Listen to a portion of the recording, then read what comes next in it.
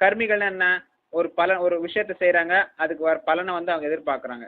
இப்போ ஒரு ஏதோ ஒன்று பிசினஸ் போடுறாங்கன்னா, பிசினஸ்ல போட்டாங்கன்னா பணம் வரணும், லாபம் வரணும்னு பாக்குறாங்க. அது வந்து கர்மிகள். அவங்க வந்து இதுக்கு கோயிலுக்கு தானம் கொடுத்தா கூட ஏதோ நல்லது நடக்கும்னு நினைக்கிறாங்க, அல்லது ஏதோ பிசினஸ்ல இன்வெஸ்ட்மெண்ட் மாதிரி நினைக்கிறாங்க.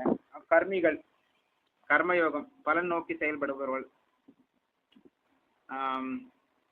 பெயர் புகழுக்காக வேலை செய்யற, பெயர் புகழுக்காக யோகத்தை செய்பவர்களும், பெயர் புகழுக்காக பக்தி செய்பவர்களும் இருக்காங்க. சில பேர் வந்து பெயர் புகழுக்காக தானம் செய்பவர்களும் இருக்காங்க. இவங்கெல்லாம் கர்மிகள். ஒரு விதமான கர்ம காண்டம். சில விஷயத்தை செஞ்சா சில சொர்க்கத்துக்கு போகலாம், சில விஷயத்தை செஞ்சா நமக்கு பதவி கிடைக்கும், சில விஷயத்தை செஞ்சா நம்ம சில யாகத்தை செஞ்சா நமக்கு வந்து சில நல்ல பணம், பொருள், பிசினஸ் இம்ப்ரூவ் ஆகும், பௌதிகமான பிரச்சனைகள் போகும், நோய் தீரும், குழந்தை பெருக்கும் போன்ற பல்வேறு விஷயங்கள் இருக்கு. இதெல்லாமே ஒரு கர்ம காண்ட செயல்கள்.